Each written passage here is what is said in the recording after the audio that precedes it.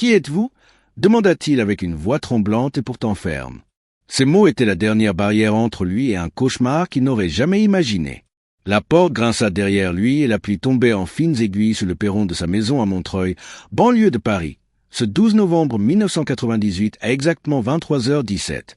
Il cligna des yeux sous la lumière vacillante du réverbère, sentant le vent glacial lui fouetter le visage et ses mains moites glisser sur le bois ancien de la poignée. « Celui que tu as tué ?» répondit l'inconnu, ses mots résonnant dans la nuit comme un écho de ses propres erreurs passées. Le choc fut immédiat et dévastateur. En 15 minutes, sa vie basculerait. Les souvenirs enfouis depuis 37 ans surgiraient avec une intensité qu'il n'avait jamais ressentie. Tout avait commencé 27 ans plus tôt, en 1971, lorsqu'il avait décidé de consacrer chaque centime gagné à son atelier de menuiserie sur la rue de la Liberté à Montreuil. À l'époque, il n'avait que 20 ans, venait de finir son apprentissage, et chaque franc économisé représentait 3 ans de travail acharné sans vacances. Les odeurs de bois fraîchement coupé et de vernis lui rappelaient ces jours d'été où il travaillait sous un soleil de plomb pendant que ses amis jouaient au football dans les rues pavées du quartier. Mais ce soir-là, toutes ces années de sacrifice semblaient s'évanouir en une seule phrase cruelle prononcée par un inconnu à sa porte. Il se souvenait encore de la texture rugueuse de la porte sous ses doigts, du parfum âcre de la pluie mêlé à celui du bois mouillé, du grincement métallique de la serrure qu'il avait tuilé lui-même le 3 octobre dernier à 19h42. « Celui que tu as tué ?» répétait-il dans sa tête, chaque mot résonnant avec une intensité hypnotique, comme un couteau lentement planté dans son cœur. La scène était complète. Le trottoir glissant, les reflets des lampadaires dans les flaques d'eau, le souffle court de l'inconnu qui semblait mesurer chaque mot avec une précision diabolique. En 25 ans, il avait construit non seulement son atelier, mais aussi une vie entière autour de la confiance et de l'intégrité, pensant que les efforts constants finiraient par être reconnus.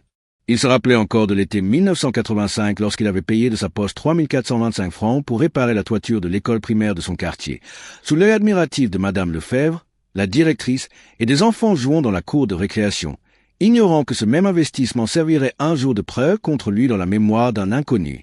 Tout ce dévouement semblait s'être évaporé en un instant, balayé par une simple phrase qui résonnait comme un verdict divin. Le bruit d'une caméra de téléphone cliquetant derrière les buissons attira son attention. Un voisin, Alain, 54 ans, enregistrait tout, silencieux mais attentif, ses yeux agrandis par l'étonnement et la peur. Il se souvenait de cette journée comme si elle était gravée dans le granit. 12 novembre 1998, 23h17 exactement. Pluie fine et vent glacial. La peur et l'injustice se mêlaient dans son sang, un cocktail amer qui promettait une longue nuit. La scène semblait irréelle, presque cinématographique. Les gouttes d'eau glissant sur son manteau noir trempé, le souffle visible de l'inconnu dans l'air glacé, le grincement incessant des volets qu'il avait repeints en vert olive en 1993, tout prenait une dimension de théâtre macabre. Il pensa immédiatement à son défunt père, Henri, 62 ans à l'époque de sa mort en 1988, qui lui avait appris à rester digne face à l'injustice, à répondre avec intelligence plutôt qu'avec violence. Mais cette fois, les règles semblaient différentes. Tout ce qu'il avait construit, ces 37 années de labeur, les 27 contrats signés pour des restaurations dans Paris et Montreuil, les milliers de francs investis dans des matériaux rares, semblait ignoré par le monde, balayé par une simple phrase prononcée par un inconnu masqué par l'ombre de la nuit. « Vous ne pouvez pas comprendre », murmura-t-il, presque pour lui-même, tandis que ses doigts tremblaient sur la poignée encore tiède du bois. Il pouvait entendre le rythme de sa propre respiration, irrégulier, presque animal, et le clapotis incessant de l'eau sur les pavés, comme pour souligner l'intensité dramatique du moment. Tout était là, l'injustice, le suspense, l'attente insoutenable. La tension était telle que chaque seconde semblait durer une éternité. Il se souvenait aussi du téléphone qu'il avait laissé brancher dans l'entrée à 22h59, prêt à appeler la police si nécessaire.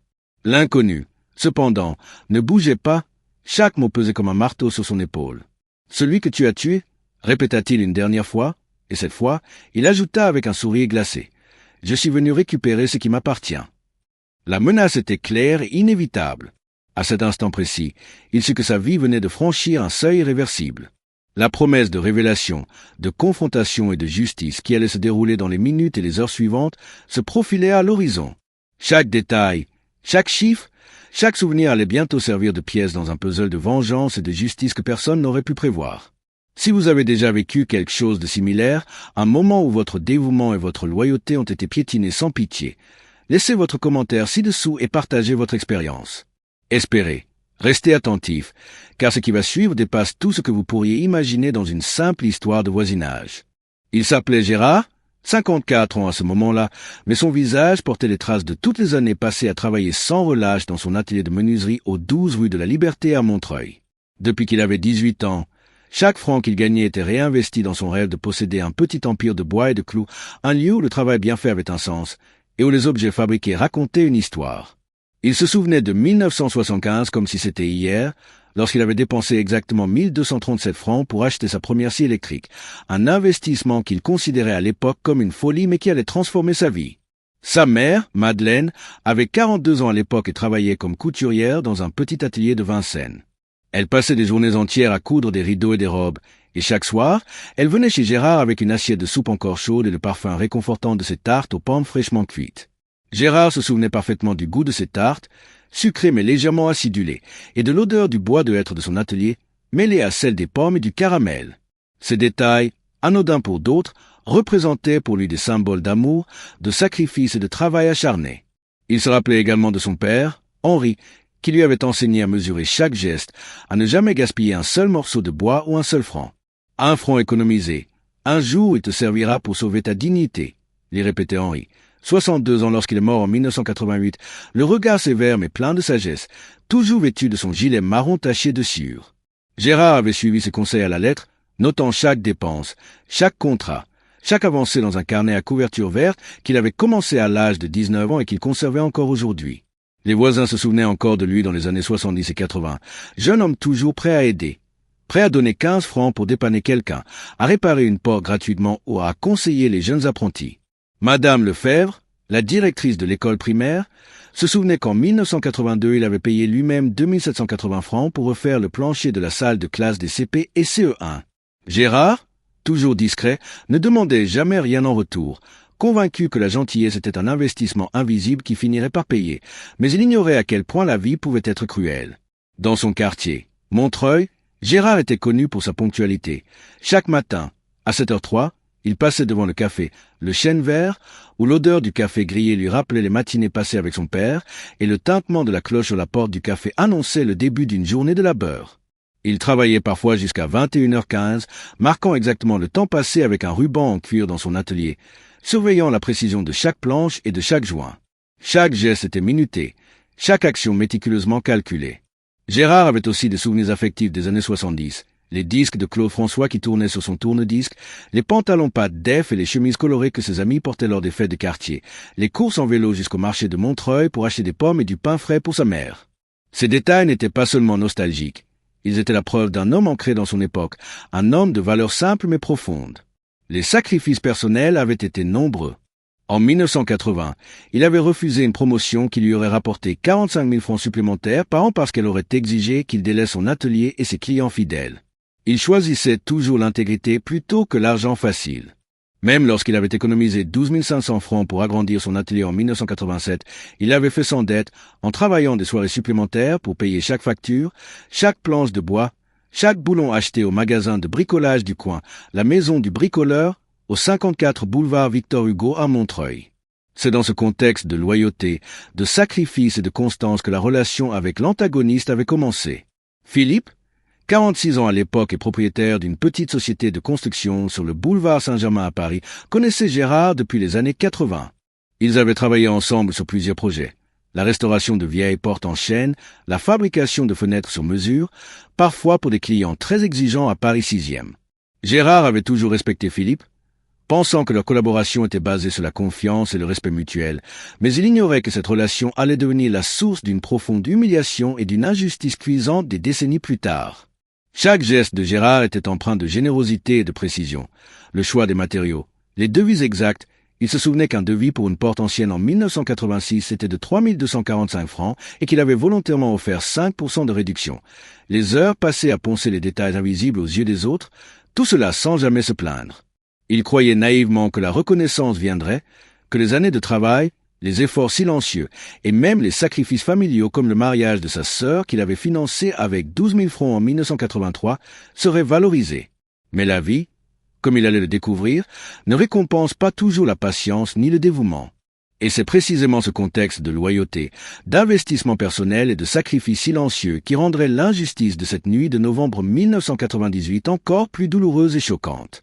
Gérard se trouvait maintenant au bord d'un abîme, confronté à un inconnu à sa porte, une phrase qui résonnait comme un coup de tonnerre, et toutes ces années de travail semblaient sur le point d'être balayées en un instant. Espérez et restez attentifs, car ce que vous allez découvrir dans les chapitres suivants dépasse tout ce que vous pourriez imaginer d'un simple conflit de voisinage. Le prochain chapitre dévoilera comment Gérard a commencé à percevoir les premières injustices et les signes d'un antagoniste prêt à abuser de son pouvoir.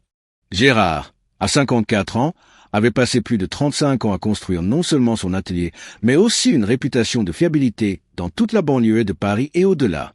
Chaque franc investi, chaque contrat signé était une promesse silencieuse de loyauté et d'excellence. En 1989, il avait consacré 8450 francs pour moderniser l'atelier, installer une ventilation efficace et acheter une ponceuse orbitale haut de gamme, les bruits métalliques et le parfum de suremplissant l'air comme un parfum de liberté et de création. Il se rappelait des heures passées à ajuster les lames, à polir chaque porte, chaque cadre de fenêtre, parfois jusqu'à 23h30, alors que dehors, la lune éclairait les pavés humides de la rue de la Liberté.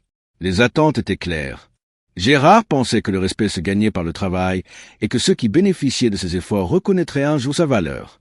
Philippe, son partenaire d'affaires depuis le milieu des années 80, avait toujours semblé apprécier sa rigueur et son expertise. Pourtant, les premiers signes de mépris étaient déjà là, discrets mais persistants. En 1992, lors de la livraison d'une commande de 12 fenêtres anciennes pour un hôtel particulier au 21 rue Saint-Dominique, Philippe avait oublié de mentionner un détail crucial au client, laissant Gérard se débrouiller seul pour rectifier une erreur coûteuse de 2135 francs. Gérard avait pris sur lui, pensant que ce n'était qu'un oubli, que la loyauté finirait par être reconnue. Les sacrifices personnels continuaient à s'accumuler. En 1994, il avait dépensé exactement 6780 francs pour acheter du bois de chêne massif pour un projet de restauration à Versailles, travaillant 6 semaines sans repos pour terminer les portes à temps. La poussière de bois lui collait à la peau, le parfum des copeaux remplissait ses narines, et chaque soir il rentrait chez lui avec les doigts calleux et l'âme fatiguée mais fier de ses réalisations. Malgré tout, les premières marques d'ingratitude apparaissaient. Un client avait ouvertement critiqué son travail devant Philippe, remettant en question sa compétence, et Gérard avait choisi de garder le silence pour ne pas provoquer de conflit. Il se rappelait de chaque détail sensoriel de ces moments.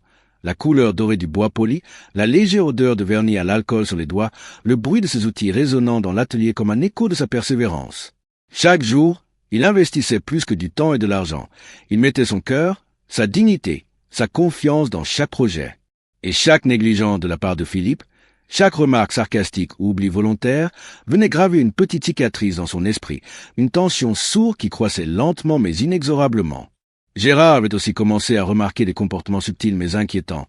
Philippe modifiait des devis sans le prévenir, attribuait ses idées à d'autres et parfois ignorait ses suggestions techniques pourtant précises.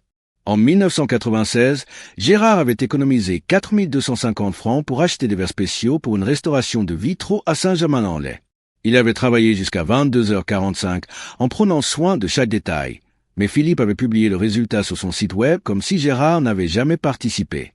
Le sentiment d'injustice commençait à s'infiltrer dans ses pensées, mais il continuait à croire que la patience et la persévérance finiraient par payer. La nostalgie renforçait son investissement émotionnel. Gérard se souvenait des étés passés à installer des fenêtres dans des maisons de Montreuil avec son frère Jean. 49 ans, riant sous le soleil de juillet, le parfum de peinture fraîche et de bois chauffé par le soleil remplissant l'air. Chaque souvenir semblait une preuve de sa dévotion, de son travail acharné, de son amour pour ce métier. Même ses amis de jeunesse, comme Michel et François, se rappelaient de lui comme d'un homme loyal, toujours prêt à donner sans compter.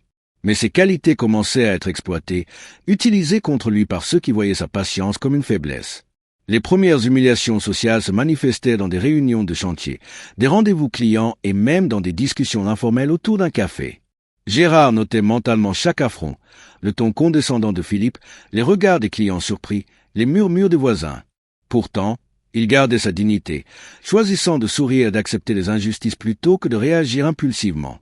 Il savait que chaque geste et chaque mot serait utile plus tard, lorsqu'il aurait besoin de preuves, lorsqu'il aurait besoin de montrer que tout avait été prémédité et documenté.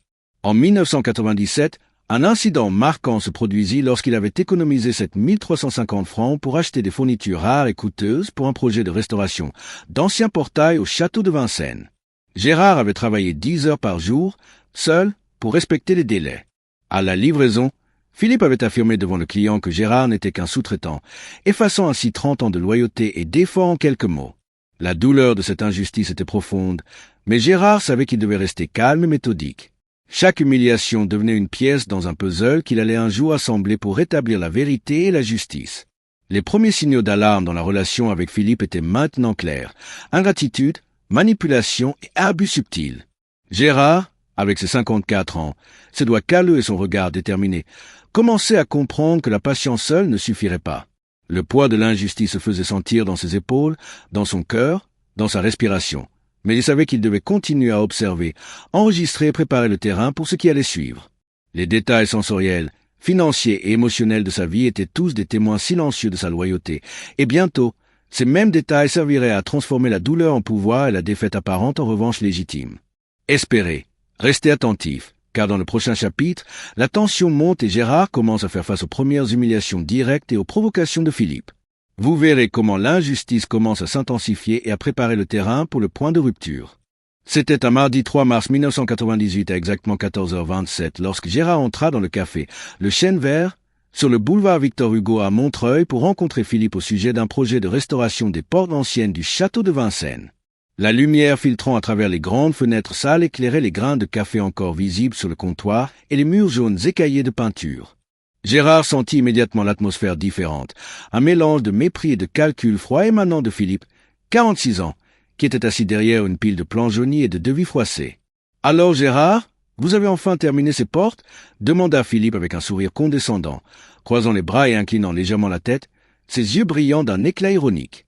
Gérard répondit calmement « Oui, exactement à 13h52, comme convenu, et les 12 portes ont été poncées et vernies avec du chêne massif acheté le 18 février dernier pour 6 780 francs. » Philippe éclata d'un rire, ce qui résonna dans tout le café, attirant quelques regards curieux des clients, et dit avec dédain « Je suppose que c'est ce que vous appelez du travail professionnel.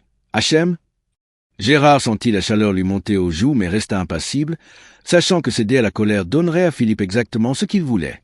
Les premières humiliations ne s'arrêtèrent pas là. En ouvrant le dossier du projet sur son ordinateur portable vieux de 4 ans, Philippe montra à un client potentiel de Vincennes les photos des portes et dit « Voyez-vous, mon sous-traitant a fait son possible, mais ce n'est pas vraiment à la hauteur de nos standards. » Gérard serra les poings, les jointures blanchissant sous la pression, et observa en silence.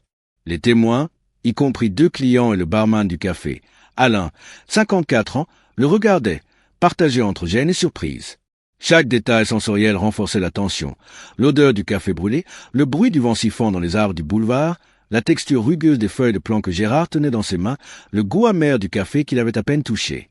Ces humiliations publiques, si subtiles et calculées, commençaient à créer un malaise profond. Philippe avait toujours été habile à dissimuler sa cruauté derrière un sourire poli et des gestes mesurés, mais Gérard commençait à sentir la véritable intention derrière chaque mot, chaque regard. Quelques jours plus tard, le 7 mars à 17h45, Gérard reçut un appel téléphonique de Philippe qui avait l'air faussement amical. « Gérard, j'ai décidé de confier un autre projet à quelqu'un de plus expérimenté, mais merci pour vos efforts passés. » Gérard nota immédiatement le montant en jeu, 12 500 francs pour la restauration d'une grande porte ancienne à Montreuil. L'injustice était cruelle, amplifiée par le fait qu'il avait déjà passé 2 semaines complètes à préparer les matériaux et les plans, sacrifiant ses soirées et même un dîner familial prévu le 6 mars à 20h30 avec sa sœur et ses enfants. Les premières humiliations étaient maintenant visibles pour d'autres. Des voisins et amis qui travaillaient parfois dans l'atelier, comme Michel, 51 ans, avait observé Gérard arriver tôt le matin, travailler jusqu'au crépuscule et recevoir ensuite des critiques publiques ou des refus de contrats sans justification. « Tu as vu comment Philippe parle de toi devant les clients ?» demanda Michel le 8 mars à 19h05, regardant Gérard secouer la tête silencieusement, les yeux fixés sur le sol couvert de sciures et d'outils dispersés. Le contraste entre ses efforts et le traitement reçu commençait à devenir insupportable. Gérard se souvenait des nuits passées à compter les francs économisés pour acheter du bois rare, des 3 425 francs investis en 1985 pour réparer le plancher de l'école primaire de Montreuil, des heures passées à former de jeunes apprentis gratuitement et maintenant d'être ridiculisés, ignorés, effacés. La colère bouillonnait sous la surface, mais il savait qu'il devait rester calme, méthodique, observateur. Le 10 mars, lors d'une réunion sur un chantier à Saint-Mandé, Philippe fit une remarque particulièrement cruelle devant le client et 3 ouvriers. « Gérard, je ne pensais pas que vous pourriez faire ça correctement. Heureusement que nous avons un autre artisan plus compétent. » Gérard sentit ses joues chauffer, le métal froid de ses clés dans sa poche et le bois rugueux sous ses mains alors qu'il tentait de rester digne. Les témoins, y compris le client et 2 ouvriers, se remémoraient cette humiliation pendant des années. Même dans des moments ordinaires, les provocations se multipliaient. Un vendredi 13 mars, Gérard avait reçu un devis signé de Philippe, modifiant les termes convenus. Réduction de 1500 francs sur un projet de 15 000 francs pour des portes historiques à Vincennes, sans consultation préalable. La rage montait, mais Gérard choisissait de noter chaque détail, chaque heure, chaque franc, chaque dialogue, comme un archiviste de l'injustice. Le contraste était cruel. Des années de loyauté, des investissements financiers et émotionnels précis, des sacrifices visibles et invisibles, et maintenant des humiliations publiques, des refus injustifiés et des critiques humiliantes. Gérard commençait à sentir que quelque chose devait changer, mais il n'avait pas encore atteint le point de rupture. Chaque scène, chaque détail, chaque témoin silencieux ajoutait du poids à cette injustice croissante. Espérer et rester attentif, car dans le prochain chapitre, la tension s'intensifie encore. Gérard sera confronté à des humiliations plus graves, la véritable arrogance de Philippe sera révélée et les témoins commenceront à percevoir la gravité de la situation. Le conflit qui va suivre commence à préparer le terrain pour la montée inexorable vers le point de rupture. Le lundi 16 mars 1998 à 16h48, Gérard se retrouva à l'atelier pour une livraison de 9 portes anciennes restaurées pour un immeuble haussmannien au 27 boulevard de la République à Vincennes. La lumière du jour filtrait à travers les vitres poussiéreuses, illuminant les copeaux de bois sur le sol et le parfum âcre du vernis encore frais. Philippe, fidèle à lui-même, arriva avec un sourire calculé mais glacial, ses bottes en cuir résonnant sur le plancher en bois comme un avertissement silencieux. « Alors Gérard, encore une fois, vous avez mis trop de temps, » dit-il en jetant un regard condescendant aux portes parfaitement restaurées. Gérard, main dans les poches et dos droit, répondit calmement. Exactement 7 jours et 3 heures, comme convenu dans le devis signé le 2 mars pour 14 250 francs. Philippe éclata d'un rire sec et dit « Vous pourriez apprendre de quelqu'un de plus rapide, mais je suppose que c'est votre façon de travailler. » La tension monta rapidement. 2 ouvriers, Julien, 22 ans, et Marc, 29 ans, qui aidaient Gérard, échangèrent des regards embarrassés. Les clients, 3 copropriétaires de l'immeuble, observaient la scène en silence, leurs yeux s'agrandissant d'incrédulité. Gérard sentit la colère bouillonner sous la surface, mais il inspira profondément, sentant le bois frais sous ses doigts et le parfum du vernis pénétrer ses poumons, se souvenant des mots de son père. La dignité est plus précieuse que la vengeance immédiate. Quelques jours plus tard, le 19 mars à 18h12, Gérard reçut un appel téléphonique de Philippe qui exigeait des modifications supplémentaires sur un projet de restauration de 6 portes à Saint-Mandé. « Je veux que ces portes soient terminées avant vendredi 20 mars à 12h00, ordonna Philippe, et je ne veux pas d'excuses cette fois. » Gérard calcula mentalement. 3 jours pour refaire un travail qui avait pris 2 semaines et coûterait 5 460 francs supplémentaires. Il nota le détail, le montant exact et l'heure de l'appel, conscient que tout serait utile plus tard. Le 20 mars, à 9h37, Philippe arriva à l'atelier accompagné d'un client potentiel pour évaluer le travail de Gérard. Il fit un commentaire sarcastique devant les témoins. « Vous voyez, mes amis, mon sous-traitant essaie de faire du bon travail, mais il manque de rigueur. » Gérard sentit ses joues brûler mais ne répondit pas. Alain, le voisin de 54 ans, filmait discrètement avec son téléphone, capturant chaque mot et chaque geste. Les témoignages silencieux commençaient à s'accumuler, renforçant l'injustice flagrante de la situation. La tension sensorielle était palpable, le bruit du vent s'engouffrant par la porte entr'ouverte, le cliquetis des outils sur les étagères, le parfum du café du matin dans le coin de l'atelier et le goût amer de la frustration qui emplissait la bouche de Gérard. Chaque humiliation était désormais publique, chaque commentaire de Philippe était calculé pour minimiser et rabaisser Gérard aux yeux des clients et des témoins. Le 21 mars à 15h45, lors d'une livraison pour le même projet, Philippe fit une remarque particulièrement cruelle devant Julien et Marc. « Gérard, je ne savais pas qu'on pouvait rater autant une finition. Heureusement que j'ai quelqu'un pour corriger vos erreurs. » Gérard sentit le rouge lui monter aux oreilles, les mains tremblantes sur la poignée d'une porte, le bois rugueux lui griffant la peau. Mais il resta silencieux, notant chaque mot, chaque minute et chaque réaction des témoins. Même les clients commencèrent à remarquer l'injustice. Madame Dupont, 58 ans, copropriétaire de l'immeuble à Vincennes, murmura à son mari. « Mais ces portes sont parfaites. Pourquoi dit-il ça ?» Gérard se contenta d'un léger hochement de tête, conscient que les mots des témoins silencieux seraient précieux pour rétablir la vérité. Le 23 mars à 11h02, Philippe exigea une réduction supplémentaire de 1750 francs sur un projet de 14 000 francs, menaçant de confier les travaux à un autre artisan si Gérard n'acceptait pas. Gérard nota immédiatement la date, l'heure et le montant, ainsi que la façon dont Philippe souriait en prononçant ces mots. comme s'il prenait plaisir à humilier quelqu'un de loyal et compétent. Les humiliations devenaient systématiques, répétitives et visibles pour tous. Chaque jour, Gérard voyait les signes de mépris et d'arrogance de Philippe. Les regards dédaignés, les commentaires sarcastiques, les changements de dernière minute sans justification, les réductions financières injustifiées. Chaque incident, chaque détail, chaque témoin, qu'il s'agisse d'ouvriers, de clients ou de voisins, construisait une mosaïque d'injustices que Gérard commençait à ressentir physiquement. Tension dans les épaules, cœur battant plus vite, respiration courte mais maîtrisée, doigts crispés sur le bois et les outils. Espérez et restez attentifs, car dans le prochain chapitre, la série d'humiliations atteindra son apogée, les témoins se multiplieront, et Gérard sera poussé à la limite de sa patience et de sa dignité, préparant le terrain pour le point de rupture et la première étincelle de son réveil.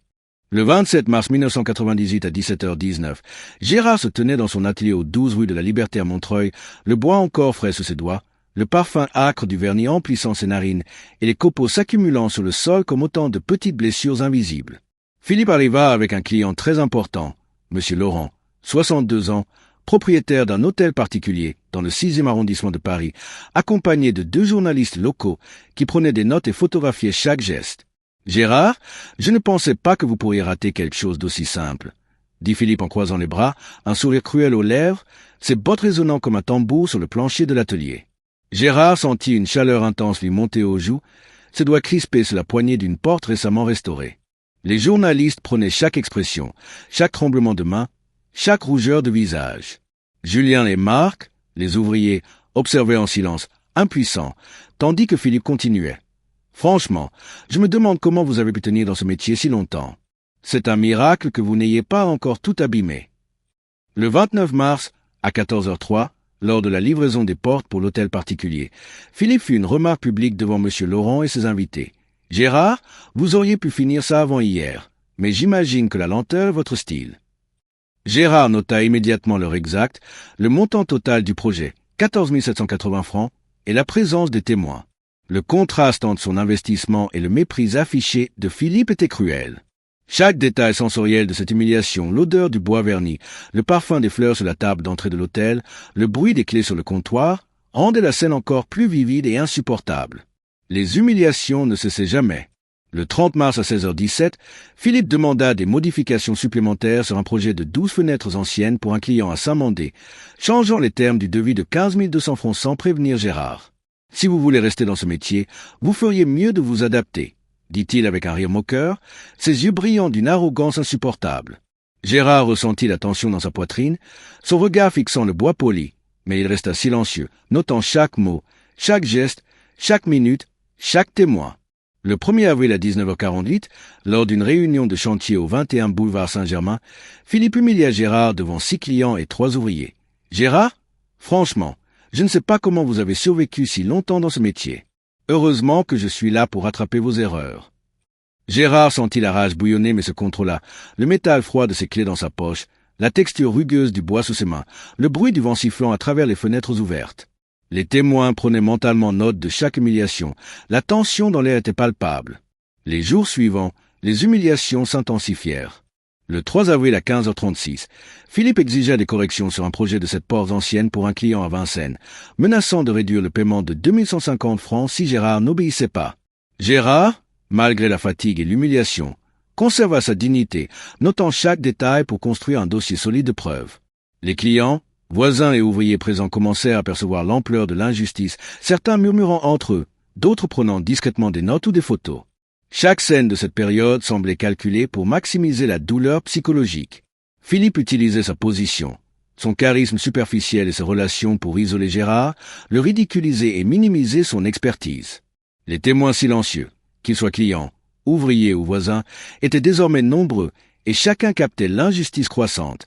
Le 5 avril à 18h12, Madame Dupont et son mari observaient Philippe critiquer Gérard devant tout le monde lors de la livraison des fenêtres restaurées, leur visage trahissant l'incrédulité et la colère contre cette arrogance.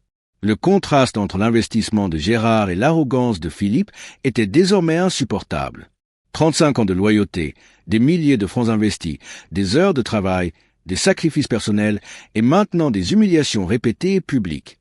Chaque mot de Philippe, chaque sourire sarcastique, chaque critique injustifiée semblait amplifiée par la présence de témoins, comme un écho cruel destiné à briser la dignité de Gérard. Le 6 avril, à 17h50, Gérard se tenait seul dans son atelier, le bois sous ses doigts, les copeaux et le parfum de vernis encore présents, le cœur lourd mais l'esprit vif. Il se souvenait de chaque détail.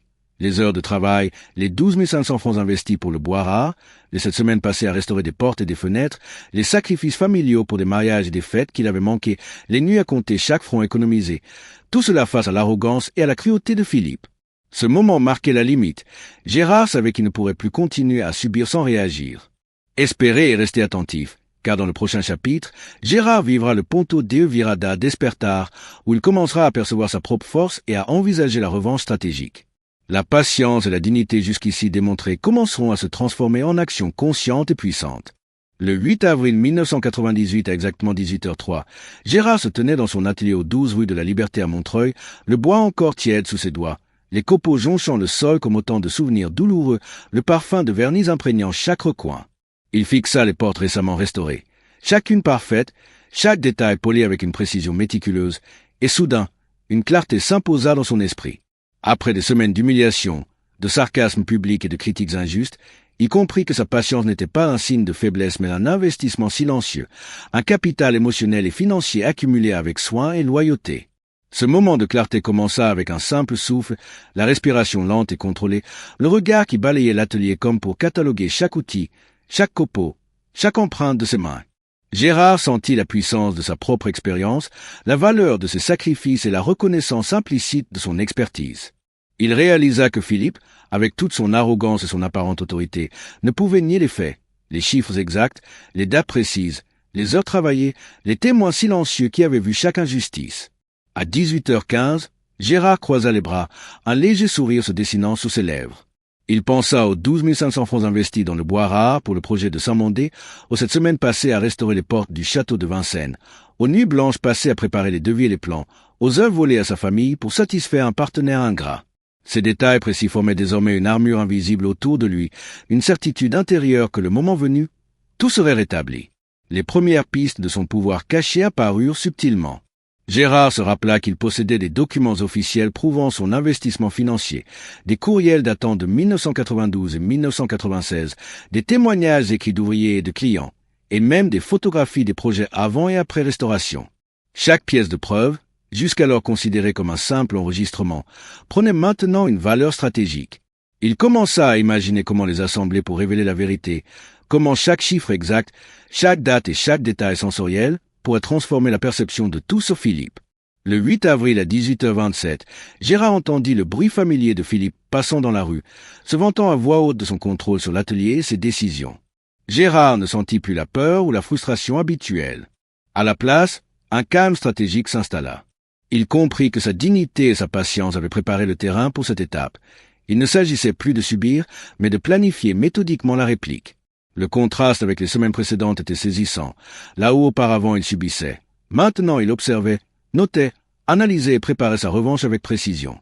La transformation commença aussi par de petits gestes visibles, le redressement de sa posture, le regard plus assuré et direct, le silence calculé qui renforçait son autorité naturelle. Julien et Marc, les ouvriers, le remarquèrent immédiatement, percevant un changement subtil mais puissant. Alain, le voisin de 54 ans qui avait filmé plusieurs incidents, sentit lui aussi que l'équilibre commençait à basculer. Les témoins silencieux ne le savaient pas encore, mais Gérard venait de franchir la ligne invisible qui sépare la soumission de l'action. Le 9 avril à 7h12, Gérard nota dans son carnet chaque détail qu'il pourrait utiliser, dates exactes, montants investis, heures passées, réactions des clients et des témoins, phrases précises prononcées par Philippe, les expressions sur son visage, les gestes et les rires sarcastiques. Tout allait servir comme pièce d'un puzzle stratégique qui transformerait la perception publique et révélerait l'injustice. La colère était désormais canalisée, concentrée, méthodique. À ce stade, Gérard comprit que l'indignation accumulée, la frustration et la douleur ne seraient plus passives. Elles deviendraient des outils pour rétablir la vérité, exposer Philippe et restaurer la justice. Le calme était sa première arme, la précision sa seconde, et chaque détail minutieusement enregistré serait son levier. La scène était prête pour la prochaine étape, la décision consciente d'agir et de transformer la patience et la loyauté en pouvoir visible et stratégique. Espérer et rester attentif, car dans le prochain chapitre, Gérard passera du simple réveil à la décision stratégique, consolidant son plan pour la revanche et révélant les premières actions concrètes contre l'injustice. Le 10 avril 1998 à exactement 9h34, Gérard entra dans son atelier aux 12 rue de la Liberté à Montreuil avec une nouvelle énergie perceptible, le bois poli sous ses doigts, le parfum du vernis frais flottant dans l'air, les copeaux jonchant le sol comme des souvenirs d'humiliations passées. Il respira profondément et fixa chaque porte restaurée, chaque outil rangé avec précision, chaque document soigneusement archivé dans ses tiroirs, comprenant que la patience et la rigueur accumulées jusqu'ici étaient les fondations de son pouvoir imminent. À 9h47, il nota méthodiquement les montants exacts investis dans chaque projet. 12 500 francs pour les portes de Saint-Mandé, 14 250 francs pour celles du château de Vincennes, 5 460 francs pour des réparations supplémentaires et 3 425 francs pour le plancher de l'école primaire de Montreuil en 1985. Chaque chiffre devint une preuve tangible de son investissement et de son dévouement, une armure invisible face à l'arrogance de Philippe. Gérard commença à consolider son plan. Il établit une stratégie claire, documentait chaque humiliation, chaque critique injuste, chaque réduction de paiement arbitraire, chaque témoin présent. Julien et Marc, les ouvriers, observaient le calme méthodique de Gérard, percevant que la colère et la frustration avaient été transformées en préparations précises et planifiées. Ils savaient que l'heure de l'action approchait et qu'ils devaient agir avec intelligence, dignité et précision. À 10h12, Gérard rédigea un premier courrier formel à Philippe, détaillant les travaux accomplis, les heures exactes consacrées et les montants dépensés, tout en restant poli et professionnel, chaque phrase soigneusement calibrée pour montrer la vérité sans céder à la colère. Il savait que ce document deviendrait crucial pour exposer l'injustice et montrer sa maîtrise de la situation. Le 10 avril à 14h05, Gérard révisa les photos et vidéos des projets, des témoins et des interactions passées. Chaque image capturait un moment d'humiliation ou de sarcasme de Philippe, mais Gérard les voyait maintenant comme des preuves tangibles de sa persécution. La tension dans l'air de l'atelier semblait se transformer en anticipation. Chaque outil, chaque copeau, chaque document était un élément stratégique pour la révélation de la vérité. À 15h37, Gérard croisa le regard de Julien et murmura « Tout est prêt, maintenant on agit avec précision ». Les ouvriers comprirent que la période de passivité était terminée. La colère avait été canalisée, la patience transformée en plan d'action, et le moment de reprendre le contrôle approchait. Philippe, ignorant le changement, passa dans la rue vers 16h21, parlant à voix haute de son contrôle absolu sur les projets et sur Gérard, mais cette fois, Gérard ne ressentit ni peur ni frustration. Il observa calmement, notant chaque mot, chaque geste, chaque sourire condescendant. La scène qui aurait autrefois déclenché sa colère devint maintenant une étude méthodique de preuves et d'opportunités stratégiques. À 16h45, Gérard fit un inventaire final des témoins potentiels, voisins, clients, ouvriers, amis et même journalistes ayant assisté à certaines humiliations. Il savait que la crédibilité de son plan dépendait de la documentation précise et de l'impact émotionnel des témoins. Chaque détail sensoriel de ce projet, de l'odeur du bois verni, du contact rugueux du bois poli, du bruit des outils et du vent sifflant à travers l'atelier, renforçait sa perception de contrôle et sa confiance croissante. Le 11 avril à 8h50, Gérard fit un dernier point mental. Chaque humiliation avait été enregistrée, chaque chiffre, chaque document, chaque témoin identifié. Il décida alors de ne plus subir. La décision était claire, stratégique, méthodique. Il allait exposer Philippe, révéler l'injustice et transformer sa patience en pouvoir visible et incontestable. Le calme avant la tempête s'installa dans l'atelier, lourd mais rempli de potentiel. À 9h12, Gérard nota dans son carnet. Chaque détail compte, chaque témoin compte, chaque chiffre compte. Ces mots résumaient sa décision. Il n'agissait plus par émotion mais par planification précise et méthodique. La transformation interne était complète. Gérard avait franchi la ligne entre victime silencieuse et acteur stratégique de sa propre revanche. Esperes e esteja attentifs. Cada e prochain chapitre.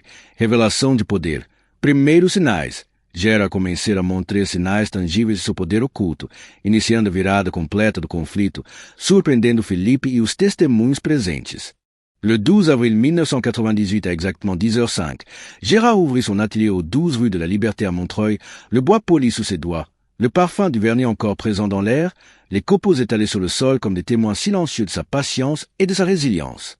Les documents soigneusement classés, les photographies et vidéos des projets, les notes précises sur chaque humiliation et chaque investissement financier étaient disposés méthodiquement devant lui. Gérard sentit une énergie nouvelle parcourir son corps, un mélange de calme, de détermination et de puissance concentrée.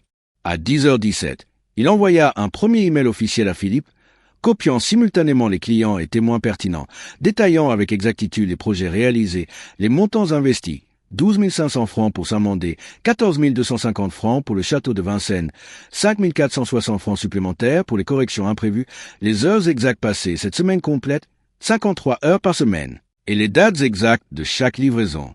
Le ton était poli mais irréfutable, un exposé méthodique de faits que Philippe ne pouvait nier. Les premiers témoins présents dans l'atelier ce matin-là, Julien et Marc, sentirent immédiatement le changement. Le calme stratégique de Gérard n'était plus seulement perceptible, il était tangible. Chaque geste, chaque mot prononcé était précis, calculé et porteur d'autorité. Gérard commença à remettre les documents aux témoins. Copies des devis signés, photographies avant et après restauration, messages écrits, notes de clients et d'ouvriers. La crédibilité de Gérard devenait un mur de preuves qu'aucune arrogance ne pourrait détruire. À 10h42, Philippe arriva dans l'atelier pour vérifier l'avancement d'un projet de fenêtres anciennes à Saint-Mandé, ignorant totalement l'action en cours. Dès qu'il entra, il remarqua immédiatement l'atmosphère différente. Gérard debout droit, les bras croisés, les documents soigneusement disposés sur le plan de travail, les témoins observant attentivement, Julien avec son carnet, Marc tenant une caméra discrète. Le contraste avec les semaines précédentes était saisissant. « Alors Gérard, où en êtes-vous » demanda Philippe, son ton moqueur habituel, mais son regard commença à trahir un léger doute. Gérard répondit calmement. « J'ai compilé tous les projets, les devis, les heures travaillées, les montants investis et les livraisons exactes. Tout est documenté pour transparence totale avec les clients. » Philippe haussa un sourcil, surpris par l'assertion et la précision méthodique, et un silence s'installa. À 11h05, Gérard montra aux témoins, et indirectement à Philippe, les premières preuves visibles de son pouvoir. Des fichiers numériques organisés avec soin, des photographies annotées de chaque porte restaurée, des copies des devis originaux, des messages de clients confirmant la qualité et la ponctualité du travail. Chaque élément renforçait l'influence et la crédibilité de Gérard, transformant son apparente patience en une force concrète. Les témoins, y compris les ouvriers et quelques clients présents, commencèrent à percevoir la gravité de la situation. Le 12 avril à 11h27, Julien murmura à Marc « Il a tout prévu. C'est comme s'il avait anticipé chaque humiliation, chaque mensonge de Philippe. » Marc hocha la tête, captant le tournant stratégique qui se dessinait sous leurs yeux. Le silence s'installa, lourd mais chargé d'anticipation. Le 12 avril à 11h45, Gérard décida de documenter l'arrivée de Philippe, filmant discrètement chaque geste et chaque mot, transformant chaque interaction en preuve. Philippe, confiant au départ, commença à percevoir une légère tension dans l'air, un contraste avec la passivité précédente. Gérard, imperturbable, continua à noter chaque détail. Sourire sarcastique, phrases humiliantes, gestes condescendants. Chaque élément serait utilisé pour montrer publiquement la véritable dimension de l'injustice. À 12h03, Gérard sentit un frisson parcourir son échine. Il savait que la première étincelle de la virada avait été allumée. La patience et la dignité accumulées pendant des semaines se transformaient désormais en une force tangible, observable par les témoins et difficilement contestable par Philippe. Les premières réactions de surprise des témoins furent visibles, regards échangés, sourcils levés, quelques murmures approbateurs et admiratifs. Le 12 avril à 12h15, Gérard croisa les bras et dit calmement « Tout ce qui a été fait est documenté, chaque euro investi, chaque heure travaillée, chaque injustice subie. » Philippe, pour la première fois, parut déstabilisé. Le contraste entre la puissance méthodique de Gérard et l'arrogance superficielle de Philippe créait une tension électrique palpable dans l'air. Espere e esteja attentifs. Cada dos prochains chapitres. Revelação de poder. Confirmação. Gérard transformara essa força emergente em plot twist completo, com provas refutáveis, reconhecimento público e a virada total da dinâmica de poder. Le 13 avril 1998 à exactement 9h15, Gérard ouvrit son atelier au 12 rue de la Liberté à Montreuil, le bois poli sous ses doigts, l'odeur du vernis encore présente, les copeaux soigneusement balayés mais visibles comme témoins silencieux de chaque étape de son travail. Il disposa méthodiquement tous les documents, photographies, courriels et vidéos devant les témoins présents, Julien, Marc, quelques clients et même Alain, le voisin de 54 ans qui avait filmé des humiliations passées. Chaque preuve, chaque chiffre, chaque détail sensoriel devenait une arme tangible, irréfutable et stratégique. À 9h32, Gérard prit une profonde inspiration, fixa Philippe qui venait d'entrer avec son air condescendant habituel et dit calmement « Regardez tout ceci, Philippe.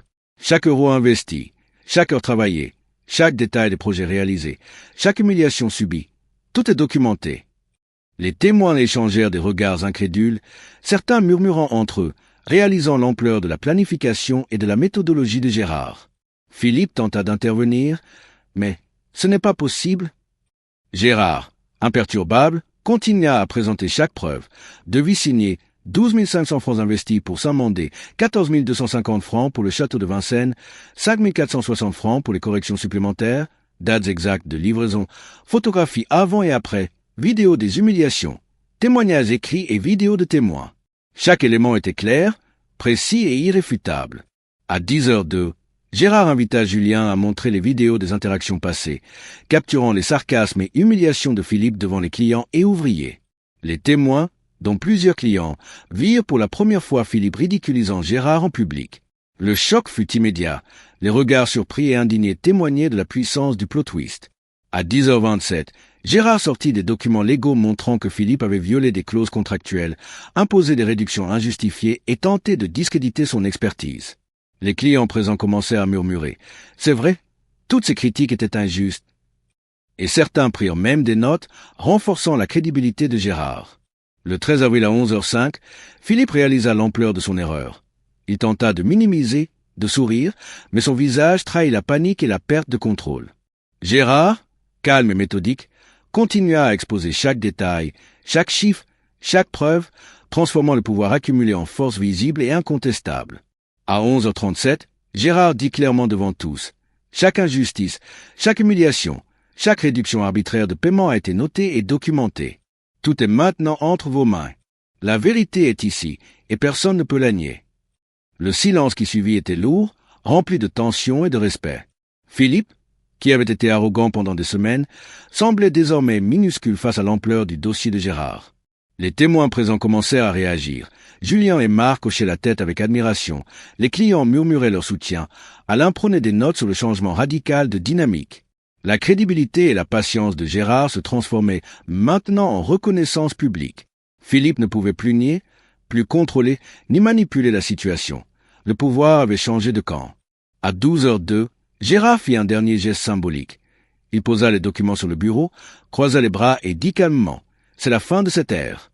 Désormais, les faits parlent d'eux-mêmes. » Les témoins acclamèrent silencieusement, certains même avec un sourire d'approbation. Et Philippe resta figé, réalisant que son arrogance et ses manipulations ne suffisaient plus à masquer la vérité. Le 13 avril à 12h15, l'atelier vibrait d'une énergie nouvelle.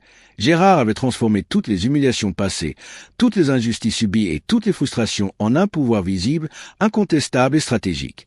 La virada était complète. Le protagoniste n'était plus victime.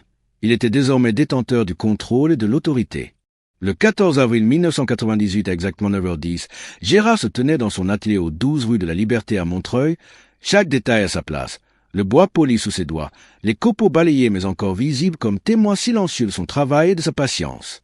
Les documents soigneusement archivés, les photographies annotées et les vidéos des humiliations étaient maintenant prêts à être utilisés pour rétablir la justice et montrer publiquement la vérité.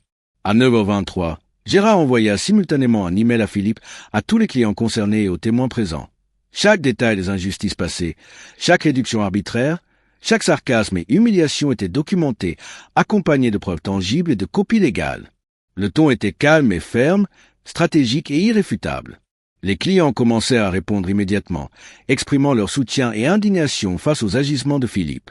À 9h45, Julien et Marc, présents dans l'atelier, prirent note de chaque réaction et commencèrent à relayer discrètement les preuves aux autres ouvriers et clients qui avaient été témoins des injustices.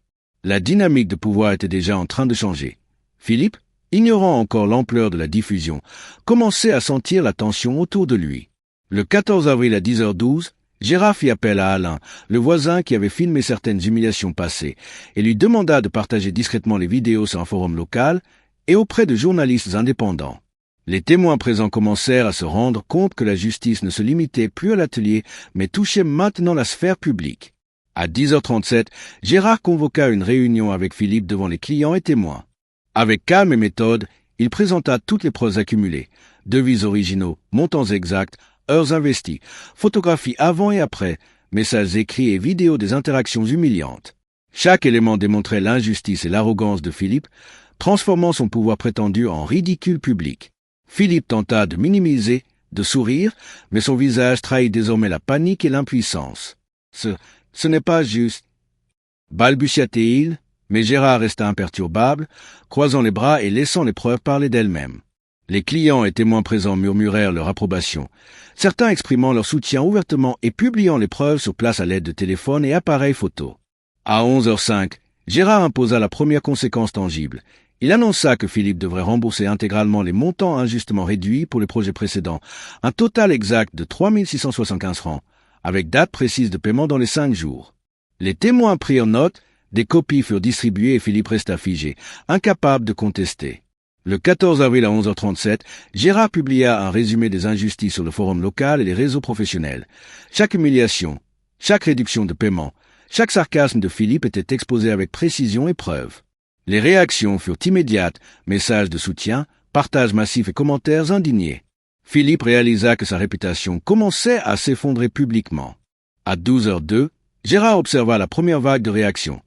Certains clients contactèrent directement l'atelier pour féliciter Gérard, d'autres demandèrent réparation ou ajustement pour leur propre projet. Les témoins silencieux, qui auparavant observaient en retrait, devinrent actifs, diffusant les preuves et renforçant la crédibilité et la légitimité de Gérard. La justice commençait à se matérialiser en temps réel, chaque action mesurée et calculée, chaque réaction publique consolidant son autorité et exposant l'arrogance de Philippe.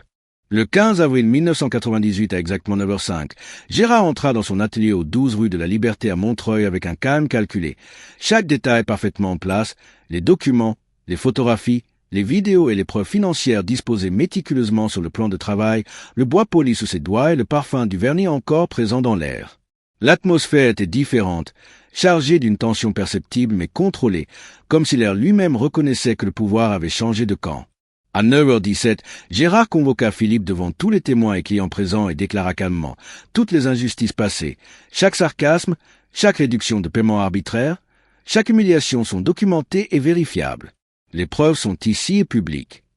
Philippe, déjà déstabilisé, tenta de sourire mais son visage trahit la panique et l'incrédulité. Le 15 avril à 9h35, Gérard annonça les premières conséquences complètes. Philippe devait rembourser intégralement les 3 675 francs réduits arbitrairement, publier un communiqué officiel reconnaissant publiquement ses erreurs devant les clients et témoins, et fournir une compensation supplémentaire de 1 250 francs pour le préjudice moral subi par Gérard et les ouvriers. Chaque montant exact, chaque échéance précise fut enregistrée et documentée. Les témoins prirent note, certains filmant la scène pour diffusion publique, consolidant l'impact et la crédibilité de Gérard. À 10h02, Gérard distribua aux témoins et clients présents des copies des preuves documentées et expliqua comment partager ces informations avec d'autres clients et sur les forums professionnels. Les témoignages en direct, les vidéos et les photos circulaient rapidement, amplifiant la portée de l'action et transformant l'injustice privée en exposition publique incontestable. Le 15 avril à 10h27, Gérard invita les témoins à partager leurs expériences, créant un effet boule de neige, voisins, clients, ouvriers et même journalistes locaux relayèrent les preuves et racontèrent les humiliations qu'ils avaient observées. La crédibilité et la patience de Gérard se transformèrent, désormais en soutien massif et en reconnaissance publique. Philippe, impuissant, voyait sa réputation s'effondrer sous ses yeux. À 11h05, Gérard imposa des mesures correctives supplémentaires. Philippe devait corriger personnellement toutes les erreurs précédemment commises, restaurer les projets non conformes aux standards originaux et indemniser tout client lésé avec les montants exacts établis dans les devis initiaux. Chaque action fut notée avec précision et des témoins vérifièrent l'exécution. L'impact de cette justice mesurable et immédiate fut palpable. La dynamique de pouvoir était inversée et irréversible. Le 15 avril à 11h37, les témoins, clients et même passants dans la rue commencèrent à réagir activement. Applaudissements, capture d'écran, partage des preuves et diffusion des vidéos, renforçant l'humiliation publique de Philippe et la position de Gérard. La justice en temps réel ne se limitait plus à l'atelier mais s'étendait dans toute la communauté, touchant la réputation et le contrôle de Philippe. À 12h02, Gérard observa les réactions. Philippe, autrefois arrogant et dominateur, était désormais soumis au jugement public et à la vérité documentée, incapable de contrer l'évidence. Les témoins prirent position clairement du côté de Gérard, renforçant son autorité et validant chaque action. La justice complète avait été appliquée, et l'impact de la virada était total, transformant les humiliations passées en réparation et rétablissement public. Le 16 avril 1998 à exactement 9h05, Gérard se tenait dans son atelier aux 12 rue de la Liberté à Montreuil, les mains posées sur le bois poli, les copeaux encore visibles comme souvenirs silencieux des semaines de travail acharné et des humiliations passées. L'air était chargé d'une énergie différente, calme mais affirmée, lourde de reconnaissance et de justice rétablie. Les documents et preuves, bien rangés, étaient désormais un symbole de sa résilience et de son pouvoir stratégique. Gérard pensa à toutes les étapes qu'il avait traversées, les années d'investissement précis, les sacrifices financiers, 12 500 francs pour Saint-Mandé, 14 250 francs pour le château de Vincennes, 5 460 francs pour les corrections imprévues, les heures passées, les nuits blanches et les humiliations subies devant collègues, clients et voisins. Chaque détail, chaque copeau, chaque parfum de vernis avait été une partie de cette transformation. Il sourit légèrement, sentant que la patience, la dignité et la méthodologie avaient été plus puissantes que la colère et l'arrogance de Philippe. La justice avait été rétablie en temps réel, les témoins étaient désormais ses alliés, et Philippe subissait publiquement l'impact de ses actes. Gérard comprit que la véritable victoire ne résidait pas seulement dans la revanche, mais dans la transformation personnelle et la restauration de la dignité collective. Le 16 avril à 9h45, Gérard se tourna vers les témoins et clients, et dit calmement « Ce que j'ai appris, c'est que la patience et l'intégrité, combinées à la préparation et à l'attention aux détails, sont des forces invisibles mais puissantes. Chaque injustice peut être confrontée, chaque humiliation peut être transformée en opportunité pour rétablir la vérité. » Les témoins hochèrent la tête, certains émus, comprenant la profondeur de la leçon et le pouvoir de la transformation. À 10h12, Gérard invita les témoins à partager leur propre expérience, créant un moment de connexion émotionnelle collective. « Vous aussi, dit-il, vous pouvez transformer vos expériences d'injuste en force.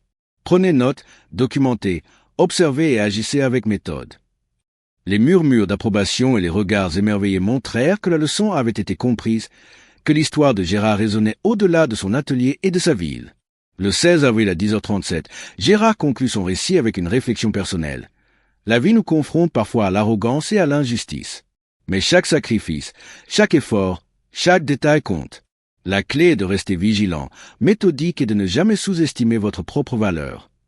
Le calme qui suivit dans l'atelier fut chargé d'admiration et de reconnaissance, chacun comprenant que la transformation n'était pas seulement externe mais profondément personnelle. À 11h05, Gérard invita les témoins à s'engager. Si vous avez vécu quelque chose de similaire, laissez votre commentaire ci-dessous, partagez votre histoire et inspirez les autres. Abonnez-vous, activez le signino pour rester informé et n'oubliez jamais que la patience et la méthode peuvent changer le cours des choses. Les clients et voisins acquiescèrent, certains enregistrant le moment pour diffusion future. Le 16 avril à 11h37, Gérard posa les derniers documents, croisa les bras et observa l'atelier. Tout était à sa place, mais désormais l'atelier symbolisait plus que du bois et des outils. Il représentait la résilience, la justice et la transformation personnelle.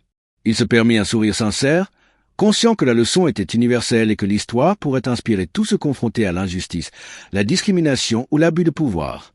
À 12h02, Gérard conclut intérieurement. Chaque injustice peut être transformée en force, chaque humiliation peut devenir une étape vers la victoire. Ce n'est pas seulement la revanche, c'est la transformation et la restauration de la dignité.